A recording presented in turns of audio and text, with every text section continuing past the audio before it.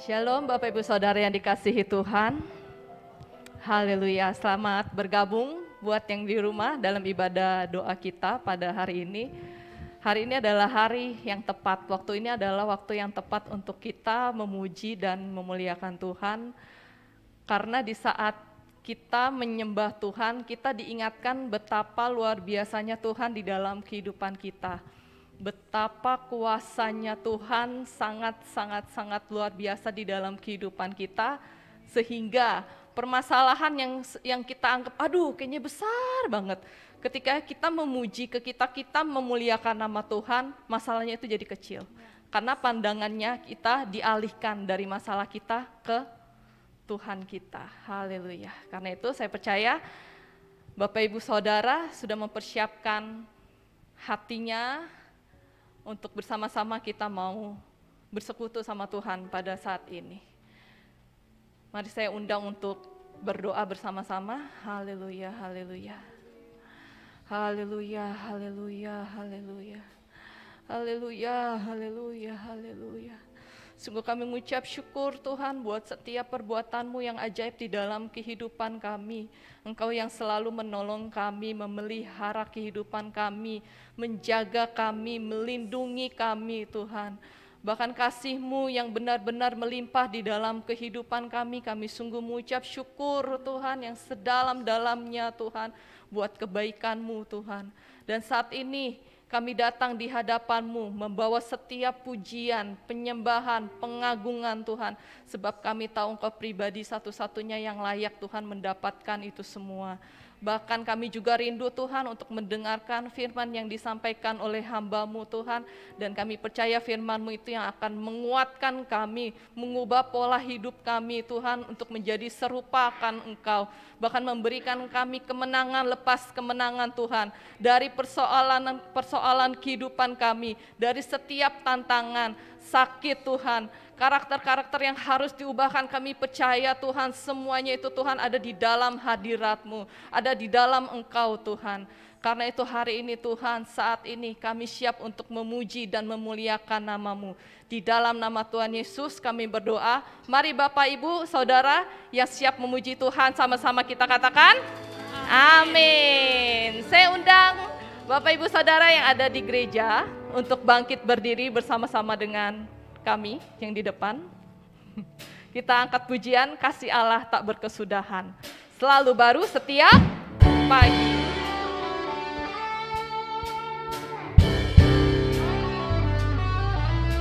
Mari yang merasakan kasih Tuhan, kita mau bertepuk tangan bersama-sama.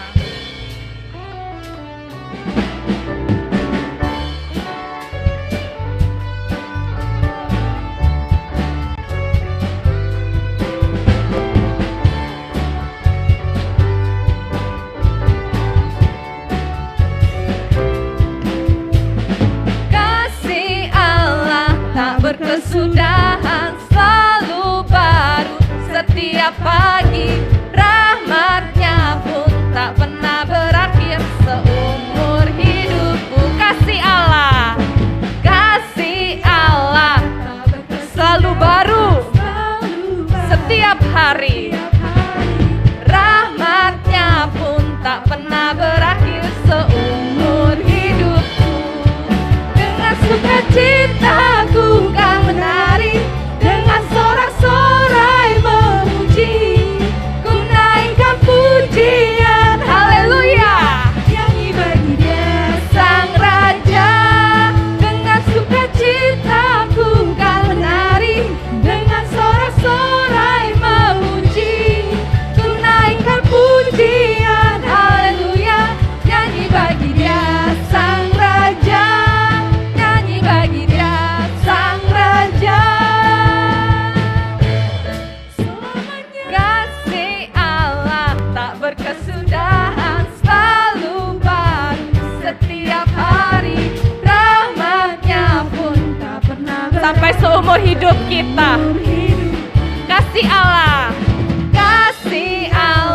tak berkesudahan, selalu baru setiap hari. Rahmat-Nya pun tak pernah berakhir seumur. Mari dengan sukacita kita akan memuji Tuhan. Aku kan menari dengan sorak-sorai memuji, ku naikkan pujian, haleluya, nyanyi bagi Dia Sang Raja. Dengan sukacita ku kan menari, dengan sorak-sorai memuji, ku naikkan pujian, haleluya, nyanyi bagi Dia Sang Raja, nyanyi bagi Dia Sang Raja. Biarkan musik memuji Tuhan. Haleluya. Sebab kasih-Mu selalu mengalir di dalam kehidupan kami. Begitu melimpah, kami mengucap syukur Tuhan. Dengan sukacita, citaku kan menari, dengan sorak-sorai memuji, ku naikkan pujian, haleluya, yes, nyanyi bagi Dia Sang Raja. Dengan sukacitaku kan menari, dengan sorak-sorai memuji, ku naikkan pujian, haleluya, nyanyi bagi Dia. Mari bernyanyi bagi Sang Raja. Ciptaku kan menari, dengan sorak-sorai memuji, ku naikkan pujian, haleluya, nyanyi bagi Dia Sang Raja, nyanyi bagi Dia Sang Raja, nyanyi bagi Dia Sang Raja. Sama-sama kita katakan selamanya. Amin. Sampai selama-lamanya kami mau bernyanyi, kami mau memuji, kami memuliakan nama-Mu Tuhan. Haleluya. Puji Tuhan. Haleluya. Shalom. Shalom. Yes. Saya percaya kita semua ada dalam kondisi yang luar biasa. Kita semua ada dalam kondisi terbaik untuk memuji dan memuliakan nama Tuhan, juga untuk bisa datang bertelut beribadah doa pada malam hari ini. Puji Tuhan, kita sudah memasuki bulan Agustus. Senang sekali waktu terus berjalan dan kita masih terus diberi kesempatan untuk bisa datang lebih dekat pada Tuhan, untuk bisa terus terhubung dengan Tuhan, sehingga akhirnya kita terus bisa melalui hari demi hari, bulan demi bulan dengan pertolongan Tuhan, berjalan bersama dengan Tuhan. Di bulan Agustus ini kita masih dengan tema berjalan bersama dengan Tuhan. Lalu subtemanya untuk bulan Agustus ini adalah menang, menang, dan menang. Mungkin Bapak, Ibu, dan teman-teman semua bertanya, kita temanya menang, menang, dan menang. Menang dari apa sih? Menang atas apa gitu kan? Ayatnya sendiri dari 1 Yohanes 5 ayat yang keempat. 1 Yohanes 5 ayatnya yang keempat. Saya akan bacakan buat kita semua. Sebab semua yang lahir dari Allah mengalahkan dunia. Dan inilah kemenangan yang mengalahkan dunia, iman kita. 2 kali dikatakan di situ. Yang pertama, mengalahkan dunia, kemenangan yang mengalahkan dunia. Jadi kalau saya baca dari ayat ini, izinkan saya boleh menyimpulkan, kita diajar untuk menang atas dunia. Maka tema firman Tuhan pada malam hari ini adalah saya versus dunia, atau saya melawan dunia. Kenapa sih Alkitab seringkali mengajar kita untuk mengalahkan dunia? Atau dalam kata lain, kalau mengalahkan sesuatu, kalau kita berhasil mengalahkan sesuatu berarti kita menang. Kalau kita dikatakan di sini, inilah kemenangan yang mengalahkan dunia, berarti kita menang atas dunia. Kita mengajarkan kita untuk selalu menang atas dunia. Ada juga Alkitab yang mengajarkan supaya kehidupan kita tidak serupa dengan dunia. Roma 12 ayat 2, janganlah kamu menjadi serupa dengan dunia ini. Kenapa Tuhan begitu berusaha memisahkan kita dengan dunia, padahal kita masih hidup di dalam dunia? Jawabannya adalah karena dunia ada dalam kendali si jahat, atau dunia ada dalam kendali iblis. Kalau nggak percaya, kita buka di 1 Yohanes 5 ayatnya yang 19. Firman Tuhan katakan, kita tahu bahwa kita berasal dari Allah dan seluruh dunia berada di bawah kuasa si jahat. Sekali lagi, kita tahu bahwa kita berasal dari Allah dan seluruh dunia berada di bawah kuasa si jahat. Itulah kenapa Tuhan berusaha mengajar kita untuk tidak menjadi serupa dengan dunia dan kita harus menang melawan dunia. Karena dunia di sini dikatakan seluruh dunia berada di bawah kuasa si jahat. Yang artinya apa? Kehidupan di dunia akan terus menyesatkan, akan terus membawa kita semakin jauh untuk bisa hidup sesuai dengan kehendak Allah. Itulah kenapa Alkitab atau firman Tuhan seringkali mengajar kita untuk bisa menjadi pemenang atas dunia. Supaya kita tidak ada di bawah kuasa atau kendali si jahat. Firman Tuhan di sini dikatakan seluruh dunia berarti semua, tidak ada tempat di dunia ini yang tidak di bawah kendali si jahat. Kalau kita lihat globe bulat, berarti itu sebulatan itu tuh seluruh negara-negara yang ada di dalamnya, segala bangsa-bangsa, segala tempat yang ada di dalamnya ada di bawah kendali si jahat. Dan Tuhan tidak mau kita ikut dunia, kita kalah oleh dunia, sehingga pada akhirnya kehidupan kita ada di bawah kendali iblis, bukan ada di bawah kendali Tuhan. Dan kita mau melawan supaya kita menang sehingga kita sepenuhnya ada dalam kendali Tuhan. Amin. Kita mau menang atas dunia, kita mau melawan kendali si jahat. Kita tahu dunia mengajarkan segala sesuatu bertolak belakang dengan apa yang Tuhan perintahkan dalam kehidupan kita. Kalau kita sakit, yang pertama firman Tuhan mengajarkan atau kita diajar, pertama kita berdoa dulu.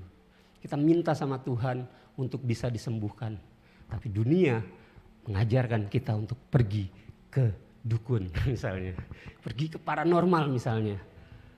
Ketika kita ada dalam masalah, firman Tuhan mengajarkan kita mau berseru sama Tuhan. Supaya Tuhan akan berikan jalan keluar. Tapi dunia mengajarkan kita lihat ramalan, kita lihat zodiak. Wah, kehidupan saya apa nih bulan ini? Wah, ternyata gak baik nih. Wah, keuangan saya seret nih. Dunia selalu mengajarkan sesuatu yang bertolak belakang. Karena dunia berada di bawah kuasa si jahat. Maka dunia akan selalu memanipulasi kehidupan kita orang-orang percaya, kehidupan kita anak-anak Tuhan untuk bisa dibuat sejauh mungkin dari kehendak Allah. Itulah sebabnya firman Tuhan mengajarkan kita harus memiliki keberanian, kita harus memiliki iman untuk bisa mengalahkan dunia. Setidaknya ada 3 hal dalam dunia ini yang selalu dimanipulasi sehingga seringkali kita terjatuh dalam dosa. Atau seringkali kita ada di bawah kuasa daripada si jahat atau kuasa iblis. Atau ada di bawah kendali dunia. Di dunia ini segala sesuatu akan selalu dimulai dari keinginan mata, keinginan daging, dan kesombongan. Kita tahu Daud jatuh dalam pencobaan, jatuh dalam dosa dimulai dari keinginan mata. Ya kan? Baru keluar dari kamar, jalan-jalan di istana, ngeliat cewek lagi mandi. Wah. Terus nanya sama penjaga sama prajuritnya, "Oh, itu siapa?" "Oh, itu Batseba, istrinya Uria, orang Het." Wah. Akhirnya jatuh dalam dosa. Dari keinginan mata timbul keinginan daging. Terjadi sesuatu yang tidak dikehendaki oleh Tuhan saat itu. Lalu karena kesombongan juga akhirnya, karena dia merasa sebagai seorang raja memiliki kuasa, sementara suami dari Batseba ini adalah seorang prajurit, maka dengan kuasa yang dimiliki sebagai seorang raja, dia bisa perintahkan kirim dia pergi ke peperangan yang paling hebat, taruh paling depan. Udah taruh paling depan terus ditinggalin. Wah, bayangin coba. Lagi perang, woi maju lo maju. Pas nengok temannya gak ada. Wah, sendirian. Akhirnya dia tewas terbunuh, kalah dalam peperangan. Selalu dimulai dari keinginan mata, keinginan daging, dan kesombongan. Dunia selalu memanipulasi. Seringkali kehidupan kita juga seperti itu. Seringkali keinginan mata kita, keinginan daging kita besar dari segala apa yang sebenarnya kita nggak perlukan amat gitu. Dan seringkali keinginan itu justru membawa kita ke dalam pencobaan, membawa kita jatuh dalam dosa. Keinginan daging sendiri jelas Alkitab katakan di Galatia 5 ayat 19 sampai 21, di situ dibilang perbuatan daging telah nyata, yaitu percabulan, kecemaran, hawa nafsu. Ini yang membuat Daud pada akhirnya jatuh dalam dosa saat itu. Lalu penyembahan berhala, sihir, perseteruan, perselisihan, iri hati, amarah, kepentingan diri sendiri, percederaan, roh pemecah, kedengkian, kemabukan, pesta pora, dan sebagainya. Enggak selesai itu, enggak berhenti sampai di pesta pora, tapi Alkitab masih tuliskan dan sebagainya. Jadi masih ada keinginan-keinginan daging yang lain yang belum sempat dituliskan di dalam firman Tuhan. Tapi sebenarnya ini aja udah melingkupi rata-rata kehidupan kita ketika kita mengikuti hawa nafsu dunia. Ketika kita mengikuti apa yang dunia ajarkan dalam kehidupan kita, maka kita akan jatuh di dalam keinginan daging. Dan diantaranya adalah seperti apa yang firman Tuhan katakan di Galatia 5 ayat 19 sampai 21. Nanti Bapak Ibu bisa baca sendiri. Kita mau melawan, kita mau menang atas dunia. Sudah jelas firman Tuhan katakan, dan inilah kemenangan yang mengalahkan dunia, iman kita. Supaya kita bisa ada selalu berjalan bersama dengan Tuhan, sehingga pada akhirnya kita akan mengalami kemenangan demi kemenangan. Daud jatuh dimulai dari keinginan mata. Gitu juga dengan Raja Ahab, kalau Bapak Ibu tahu, ketika dia melihat kebun anggurnya Nabot, dimulai dengan keinginan mata. Kebetulan kebunnya ada di sebelah istananya. Dia lihat kebunnya, wah bagus nih, anggurnya lebat, buahnya banyak, kebunnya baik, menghasilkan buah anggur yang baik. Lalu dia panggil, lalu dia bilang, kebun kamu nih bagus nih. Gimana kalau buat saya aja? Karena posisinya kebetulan bagus, ada di samping istana saya. Jadi mendingan kebunnya buat saya aja. Nanti saya kasih kebun yang lain yang lebih baik dari ini. Atau kalau kamu suka, saya bayarin deh, saya kasih uang, gimana gitu. Tapi Nabot menolak. Dia bilang ini adalah pusaka nenek moyang saya, jadi saya tidak mungkin memberikan ini untuk orang lain. Wah, setelah dijawab gitu, Raja Ahabnya baper, marah dia, masuk kamar, bete, nggak mau makan. Akhirnya istrinya masuk. Wah, kamu kenapa gitu? Iya, tadi ngobrol sama Nabot, minta kebun anggurnya, nggak dikasih. Lalu istrinya Izebel bilang apa? Nih, saya bacanya Izebel aja ya, karena kalau bacanya Izebel nanti takutnya Izebel, jadi ngondek gitu. Izebel, istrinya berkata, bukankah engkau sekarang yang memegang kuasa raja atas Israel? Bangunlah, makanlah, dan biarlah hatimu gembira. Aku akan memberikan kepadamu kebun anggur Nabot orang Israel itu. Bapak Ibu bisa baca lagi kisahnya di 1 Raja-Raja 21. Nah, apa yang dilakukan oleh Izebel saat itu? Akhirnya dia fitnah nih si Nabot. Dia bilang Nabot ini mengutuki Allah. Akhirnya dia dihukum, dilempari batu sampai meninggal. Sebegitu kejamnya bagaimana dunia memanipulasi kehidupan kita orang-orang percaya. Segala sesuatu dibuat seolah-olah baik, segala sesuatu dibuat seolah-olah benar. Tapi sebenarnya kalau kita terus ikuti apa kehendak dunia, kita akan semakin jauh dari perkenanan Tuhan. Dan kita tidak berkenan di hadapan Tuhan, kita tidak mau terjebak dalam jerat dosa dunia. Sehingga pada akhirnya Tuhan mengajarkan kita untuk bisa selalu menang dan menang dan menang atas dunia. Amin. Kita mau menang, sekali lagi kita harus menang. Dengan percaya kita katakan, kita harus menang. Yes, kita harus menang. Kita harus menang, kita harus menang. Ada jingle dulu ya, Asian Games kalau nggak salah. Kita harus menang karena dunia hendak menyesatkan kita sebagai anak-anak Tuhan. Suka atau tidak, seringkali kita juga tertipu atau terpedaya oleh tipu muslihat si jahat. Seringkali kita memberikan diri kita untuk kalah oleh dunia. Artinya kita mengikuti jerat tipu dunia, kita mengikuti kehidupan di dunia. Kalau kita diberkati, kita tidak berpihak kepada Tuhan. Kita tidak melawan supaya kita menang atas jerat dunia. Kita diberkati nih, wah saya sekarang misalnya gak punya pekerjaan, saya sekarang gak punya duit. Hari Minggu saya rajin ke gereja. Tapi ketika saya sudah diberkati dengan pekerjaan, saya punya gaji berapa ya? 30 juta misalnya. Wah, 30 juta sebulan. Ya kan? Hari Minggu saya memilih untuk jalan-jalan. Saya mau milih ke mall, makan-makan, ke gerejanya nanti aja. Gereja yang sore, kasihkan di mall, nanti aja, masih ada yang malam. Udah nanti minggu depan aja. Akhirnya kita memilih diri kita untuk dikalahkan oleh dunia. Seperti yang tadi, ketika kita sakit, kita berdoa, kita terus berseru sama Tuhan. Bahkan bukan cuma berdoa, kita juga udah minum obat, kita juga udah berobat, pergi ke rumah sakit. Tapi enggak sembuh. Begitu ada tetangga datang, sakit apa? Wah, saya ada kenalan tuh, Pak Haji Dudung. Datang aja, enggak bayar kok, cuma kasih seikhlasnya.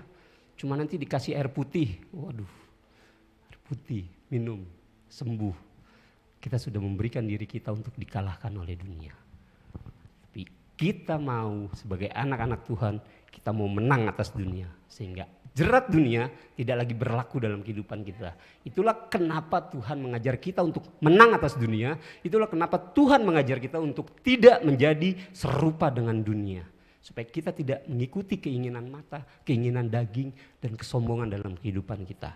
Lalu bagaimana caranya supaya kita bisa menang atas dunia? Bagaimana caranya supaya kita bisa menang atas dunia? Dari ayat 1 Yohanes 5 ayat 4 sudah jelas. Di situ dikatakan, inilah kemenangan yang mengalahkan dunia, iman kita. Jadi yang pertama sudah jelas. Untuk bisa menang atas dunia, kita harus memiliki iman. Amin. Kita harus memiliki iman, itu yang terutama. Jadi ketika kita berkata, aku mau memiliki iman yang teguh sama Tuhan, artinya kita harus percaya sepenuhnya kepada Yesus sebagai Tuhan dan Juru Selamat kita. Amin. Dan ketika kita berkata, saya percaya kepada Engkau, saya percaya kepada Yesus sebagai Tuhan dan Juru Selamat, maka kita juga harus hidup dalam kebenaran firman Tuhan. Amin. Artinya kita harus menjadi pelaku firman. Nggak ada tawar menawar lagi, nggak ada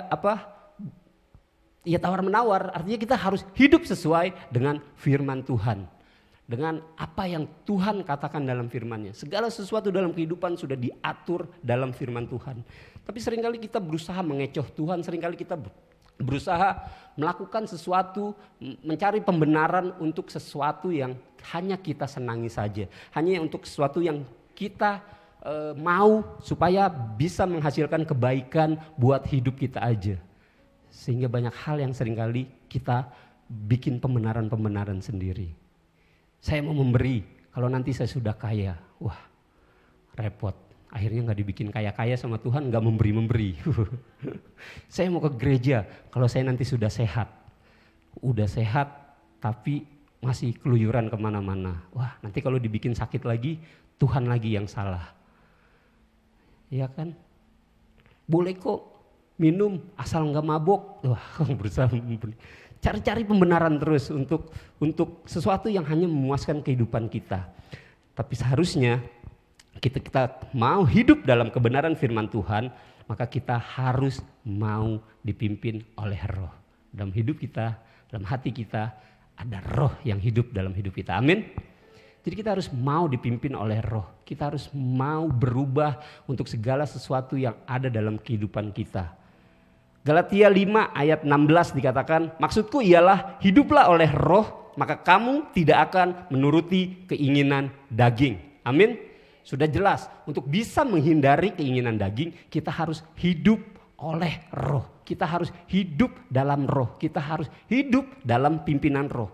Masih di Galatia 5 ayat yang ke-25 juga di situ dikatakan, baiklah hidup kita saat ini, jikalau kita hidup oleh Roh, baiklah hidup kita juga dipimpin oleh Roh. Sudah jelas, jadi udah gak bisa tawar-menawar lagi. Jadi kita harus mau dipimpin oleh Roh. Nah ketika kita mau dipimpin oleh Roh, kita harus turut kehendak apa yang Tuhan mau dalam kehidupan kita. Saya urakan, Tuhan mau kita berubah, ya udah kita harus berubah. Nggak bisa lagi kita cari pembenaran, ya ini saya seperti ini. Kalau suka dengan pelayanan saya seperti ini, ya udah. Kalau nggak suka, ya udah nggak usah. Nggak bisa. Tapi kita harus mau dipimpin oleh Roh, maka itu kita sudah menang atas jerat dunia. Amin. Nggak bisa lagi pakai pembenaran-pembenaran hanya untuk kepentingan kita pribadi. Seringkali apa yang kita mau, apa yang kita suka, belum tentu Tuhan suka dengan apa yang kita lakukan atau yang kita perbuat. Seringkali kita memilih-milih segala sesuatu, tapi pada akhirnya Tuhan mempunyai rencana yang jauh lebih baik dalam kehidupan kita. Kita mau menang atas dunia, kita mau menang atas kehidupan kita selama kita ada di dalam dunia ini. Artinya, walaupun kita sekarang hidup di dalam dunia, tapi Tuhan sudah pisahkan kita dari sekarang supaya kita tidak ada dalam jerat dunia, supaya kita bisa menang atas dunia. Sehingga kemenangan kita akan terus menimbulkan kemuliaan bagi nama Tuhan. Amin. Jadi yang pertama untuk bisa menang adalah miliki iman. Iman yang teguh, udah jelas. Kalau sakit, berdoa. Enggak sembuh, terus berdoa. Enggak sembuh, enggak apa-apa, terus berdoa. Bahkan sampai akhirnya dipanggil sama Tuhan, enggak sembuh, terus berdoa. Kemenangan itu buat saya ada long term ya, ada yang kemenangan jangka panjang, ada kemenangan jangka pendek. Kalau sembuh ya udah itu bonusnya. Ibarat sebuah pertandingan itu nggak berjalan cuma satu kali. Mau klub sepak bola, bulu tangkis atau apapun, anggaplah sepak bola. Untuk bisa mencapai ke final, maka akan ada pertandingan kualifikasi melawan grup A, grup B, grup C. Kalau menang-menang lanjut ke 16 besar, per 8 final, semifinal, lalu final. Dan ketika menang ada hadiah utama. Nah, kehidupan kita juga seperti itu. Hadiah utama kita adalah untuk bisa memperoleh mahkota kehidupan, untuk bisa memperoleh kehidupan yang kekal. Itu kemenangan yang utama dalam kehidupan kita. Tapi bonus-bonusnya selama kita terus mau menjalani apa yang Tuhan kehendaki dalam kehidupan kita, ada banyak deh. Tadi saya ngantar sama Civera ngobrol banyak. Gimana Civera begitu diberkati, gimana saya begitu diberkati. Dan itu merupakan sebuah kemenangan bagi saya, bagi kami saat itu. Civera udah resign kerja. Tiba-tiba mending resignnya saat itu, udah jalan berapa bulan, tiba-tiba dihubungi sama kantor. Dapat berkat dari kantornya. Dan jumlahnya gak main-main. Sampai bisa bawa kita ke New Cahaya Sakti. Sampai bisa bawa jalan-jalan ke Bandung. Ya kan? Itu adalah sebuah kemenangan. Kekhawatiran, wah resign nih, gimana caranya? Nanti pendapatan saya dari mana? Income saya dari mana? Gitu juga saya ketika saya memutuskan untuk full time di gereja. Wah, nanti kehidupan saya seperti apa? Tapi ketika kita mau menang di dalam Tuhan, segala kekhawatiran tidak akan tinggal di dalam kehidupan kita. Maksudnya kita tidak akan tinggal di dalam kekhawatiran. Karena sesungguhnya Tuhan pasti akan menyertai, Tuhan pasti akan menolong. Amin.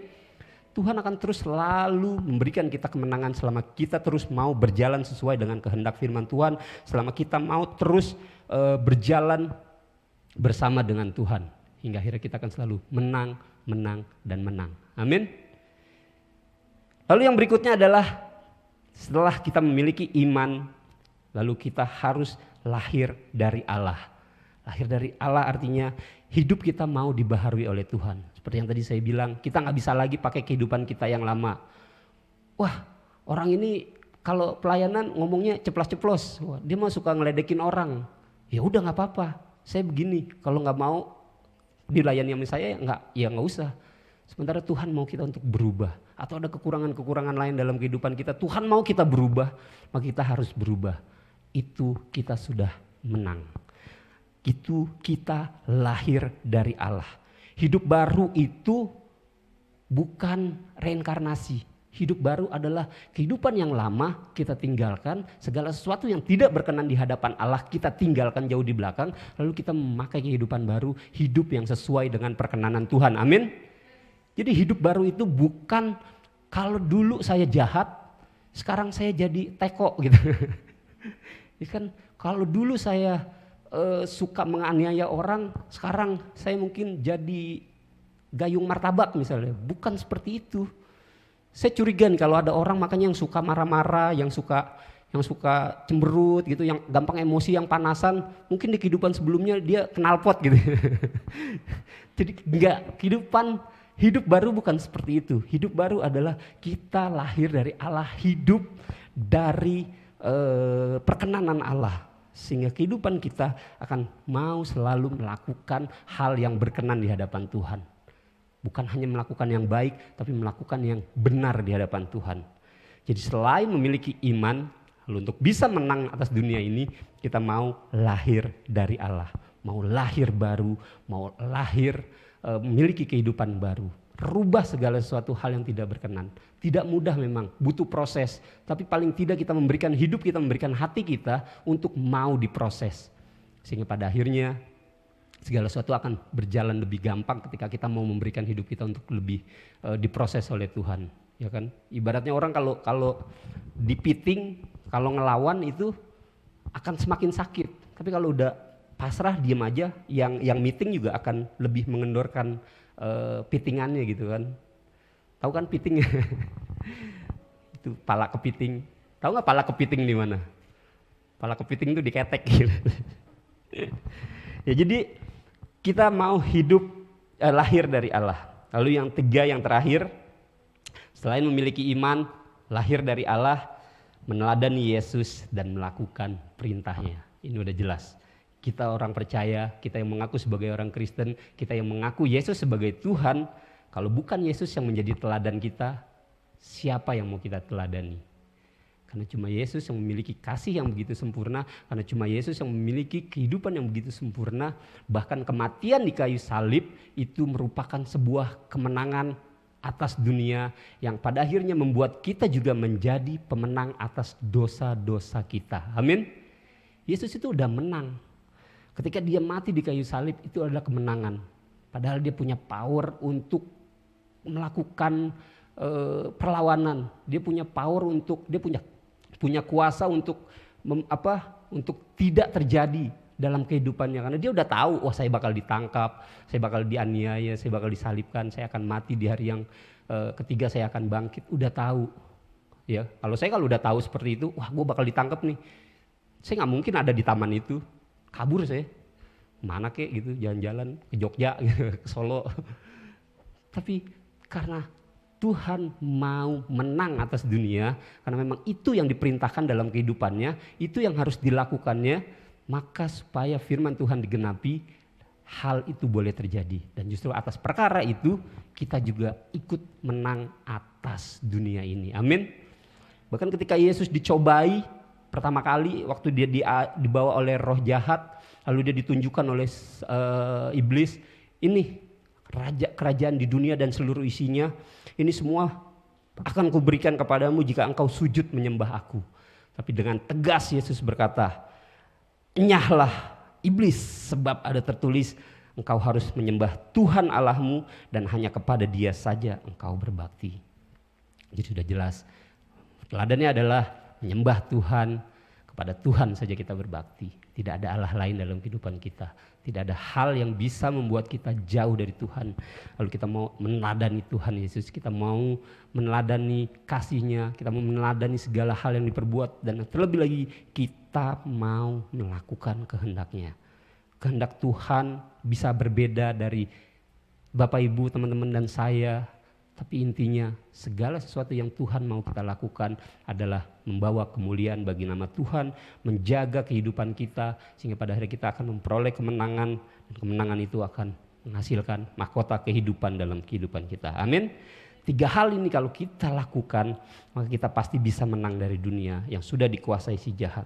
Kita tidak mau lagi dimanipulasi kehidupan kita tidak mau lagi disesatkan, kita tidak mau lagi dijauhkan dari Tuhan, tapi kita harus menang dan menang. Hingga dalam kehidupan kita akan selalu ada kemenangan. Masalah boleh datang, sakit penyakit boleh datang, persoalan boleh datang, tapi kita tidak mau diam di dalam masalah, kita tidak mau diam dalam kekhawatiran, tapi kita mau menang atas segala persoalan dalam kehidupan kita. Sehingga pada akhirnya kita tidak mengumpat, kita tidak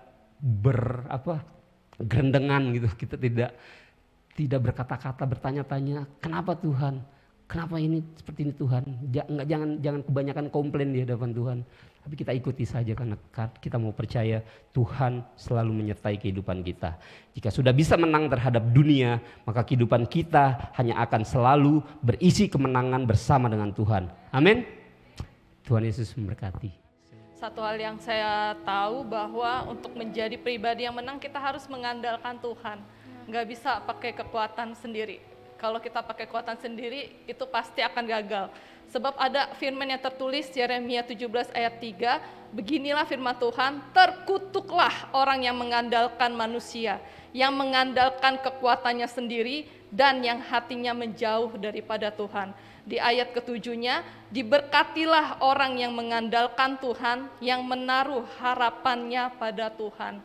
Karena itu untuk bisa menang, seperti yang disampaikan oleh Ko Hendrik, mari kita terus andalkan Tuhan, terus dekat sama Tuhan.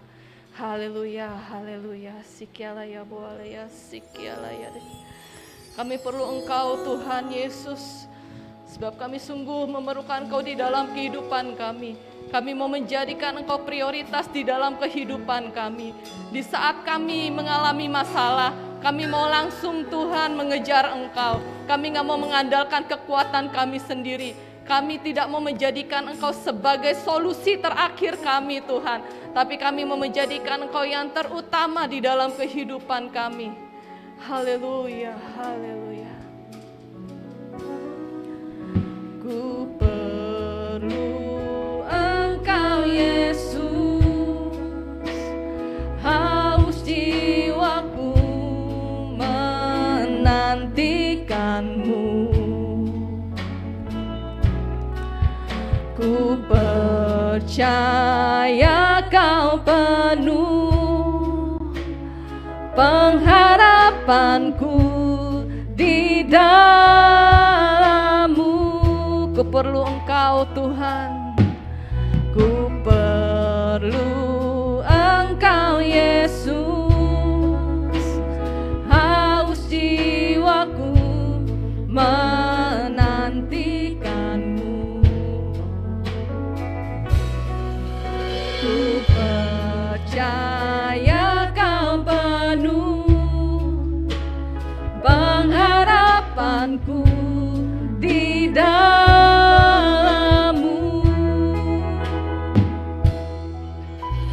Yesus, hanya Kau yang ku andalkan, melebihi siapapun juga. Yesus, hanya Kau yang ku percaya di setiap waktu. Tiada lain yang ku andalkan selain Kau, Yesus. Haleluya.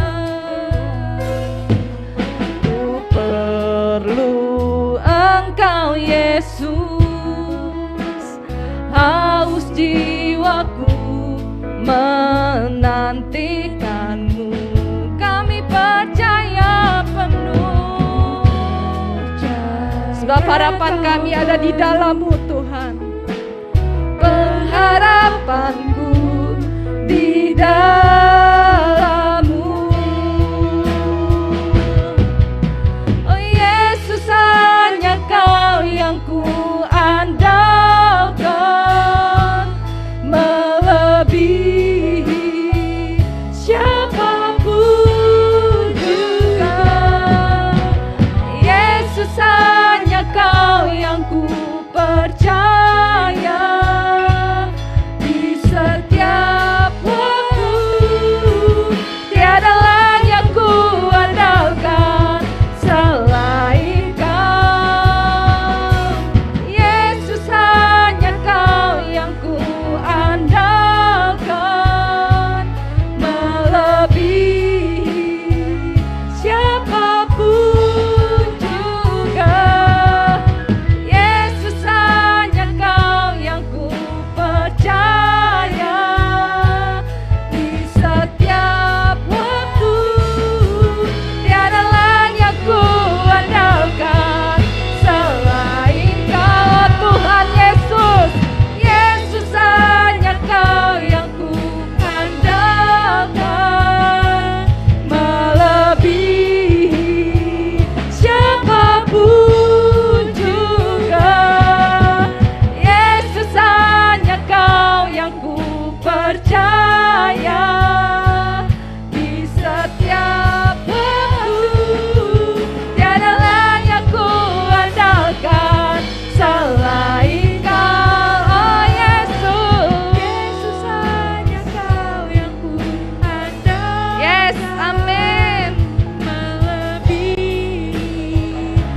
mengandalkan-Mu Tuhan di dalam kehidupan kami. Yesus, hanya Kau yang ku percaya di setiap waktu. Tiada lain yang ku andalkan selain Kau, Yesus. Hikmat-Mu lebihi pikiranku, jalan-Mu di atas segala jalanku. Tinggi dan dalamnya kasih-Mu, hanya Kau, Yesus, yang ku andalkan. Hikmat-Mu lebihi pikiran-Mu, jalan-Mu Tuhan di atas segala jalan. Amin. Tinggi dan dalamnya kasih-Mu, kasih-Mu, hanya Kau, Yesus, yang ku andalkan. Hikmat-Mu, hikmat-Mu lebihi pikiranku, jalan-Mu Tuhan di atas segala jalan. Tinggi dan dalamnya kasih-Mu, kasih-Mu, hanya Kau, Yesus, yang ku andalkan. Hanya Kau, Yesus, yang ku andalkan.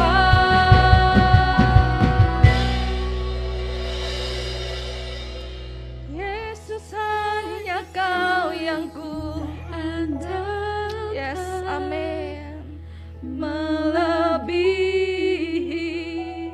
siapapun juga,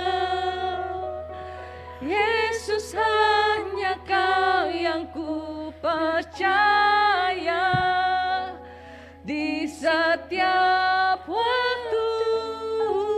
Tiada lain yang ku andalkan selain Kau, Yesus, hanya Kau yang ku andalkan. Melebihi siapapun juga,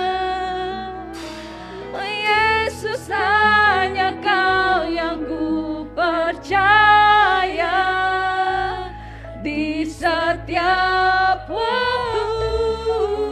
Tiada lain yang ku andalkan selain Kau, Yesus, hanya Kau yang ku andalkan. Melebihi siapapun juga, Yesus, hanya Kau yang ku percaya di setiap waktu. Tiada lain yang ku andalkan